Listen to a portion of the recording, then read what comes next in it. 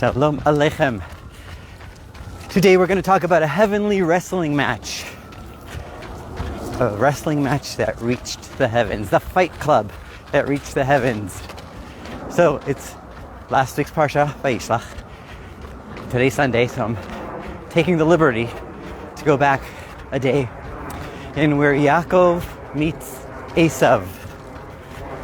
And this is when he was crossing the river to get what they say pachim ktanim. He crossed the river Yaabok because he left a few little jugs, and he went to retrieve them.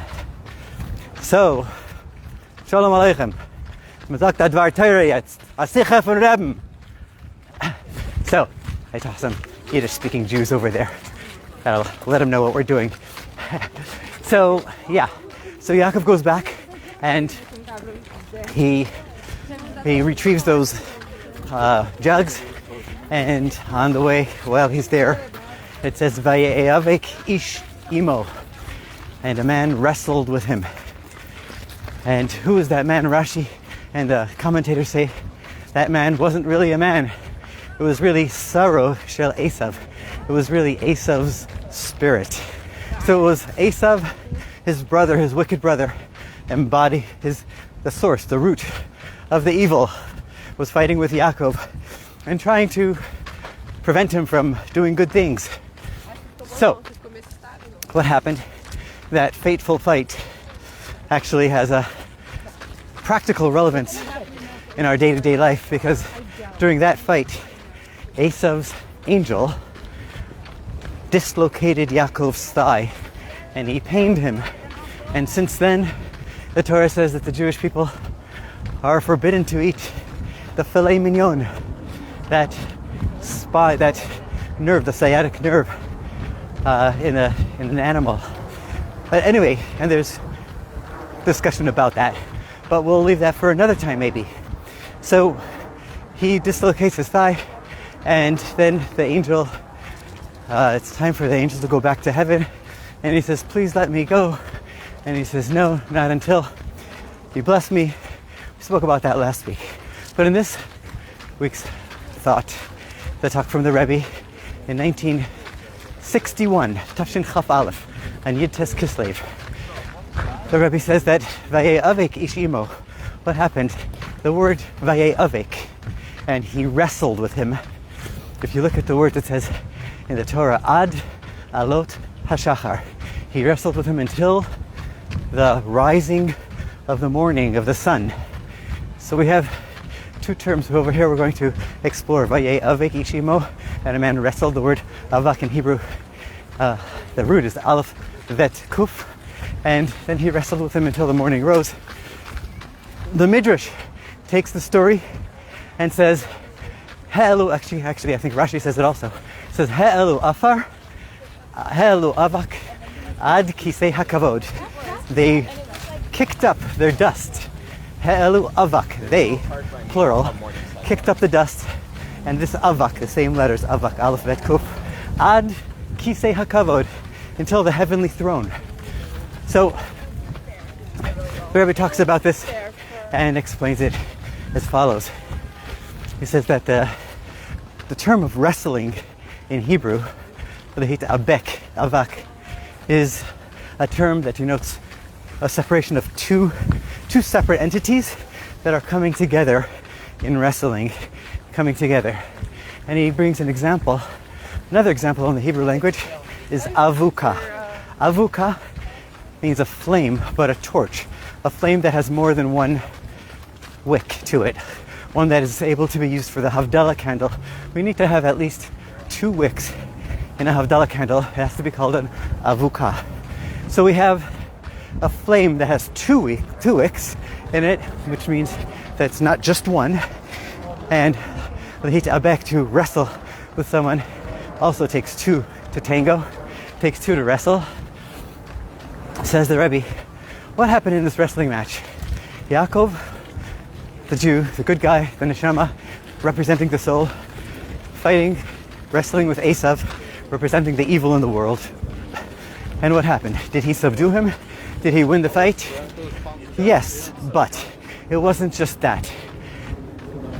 what happened was העלו אבק עד כיסא הכבוד. They both, Yaakov and Eisav, kicked up the dust, this avak, this wrestling match, ad kisei hakavod, until the heavenly throne.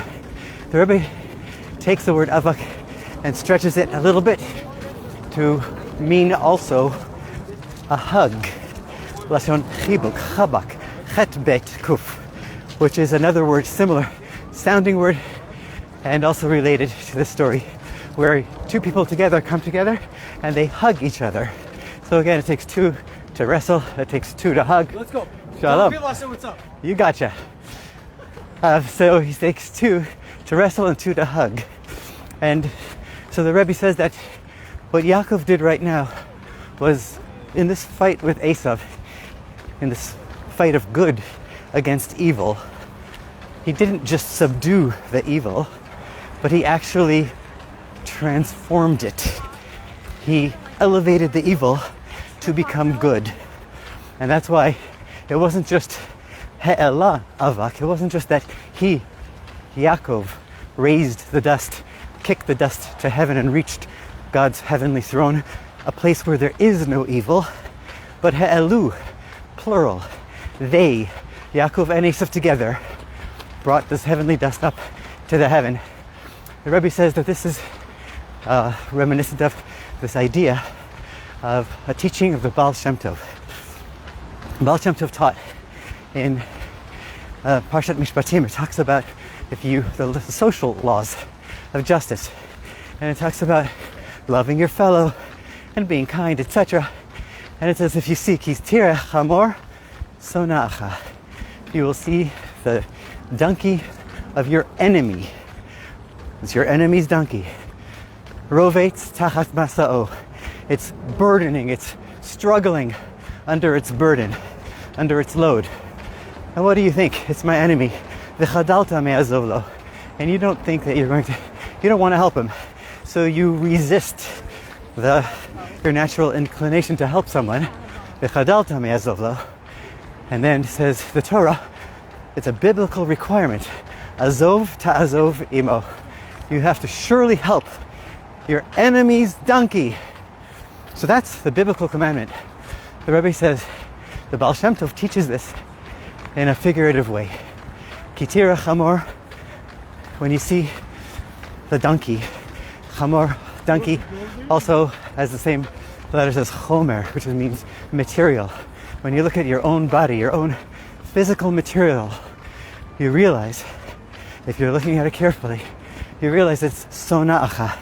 Your body, your physical material, really hates you. It doesn't love your soul. It doesn't love its mission. And it doesn't want to fulfill the neshama, the soul's mission. And rovetz tachat masa'o. It's burdened under its load of learning Torah and observing the mitzvot. The body doesn't want to do it. You might think, v'chadalta me'azov lo. You might think, okay, let me just ignore my body. Let me reject my body. Let me move on and crush the body, and don't let the body interfere with my life, with my spiritual life. Says the Rebbe, v'chadalta me'azov lo. You're thinking of ignoring it, but don't do that. Azov ta'azov imo. Bring your body along. Help it. Surely help your body to come along with you for this spiritual journey for the rest of your life. Refine the body, elevate the body, and bring it along. So the body and the soul come together. Yaakov and Eisav come together to elevate this world, and they reach the heavens. What does this mean practically?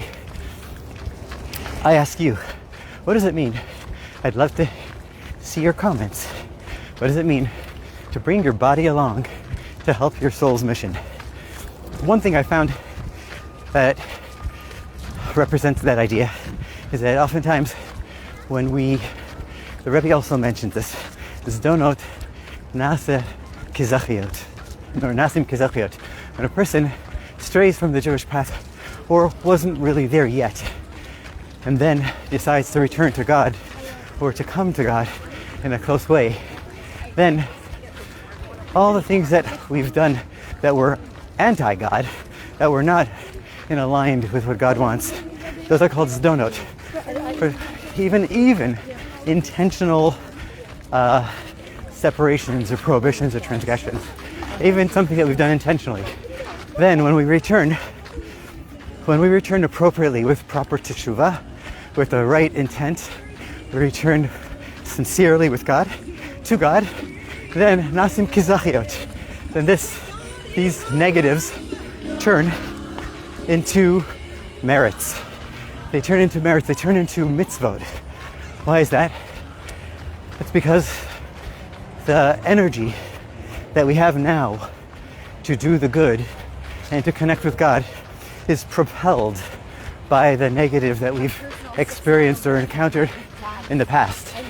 So the negative energy is now transformed into positive energy.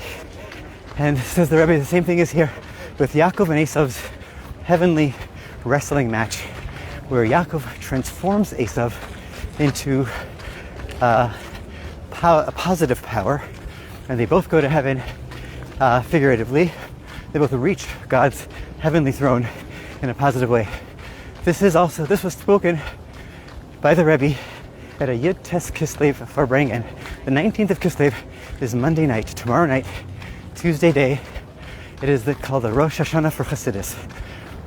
Rosh Hashanah is the day where the Alter Rebbe, the first Chabad Rebbe, was liberated from his prison, and after which he expanded his Hasidic teachings, even though the whole decree, the heavenly decree and the worldly decree was against his teaching Hasidus. So the world celebrates on Yud Tes Kislev, and the Alter Rebbe, just to wrap this up, he says that when he was being notified of his freedom in this Russian prison, he was reading the Tehillim, Pada b'shalom nafshi, my soul is now, God will redeem my soul, mikravli, from my battles, ki berabim hayu imadi, because the plurals, the multiples were with me. And he explains that God is represented by Yachid, by the one and only. But when you talk about pluralism, you're talking about, figuratively, God and the forces that oppose God. So the Alter Rebbe says, look, here in prison, the Russian communist government, who opposed God, who opposed the teachings of Hasidus, who opposed everything I stand for, they're the ones who are freeing me and letting me go. They're joining me in my spiritual crusade to teach Hasidus and to transform this world, make it a better place for Mashiach to come. May it happen today, and if not, at least tonight. Okay, find your local Farbrengen, wherever you are. Yud Tes Kislev, the 19th of Kislev. Thank you all for joining.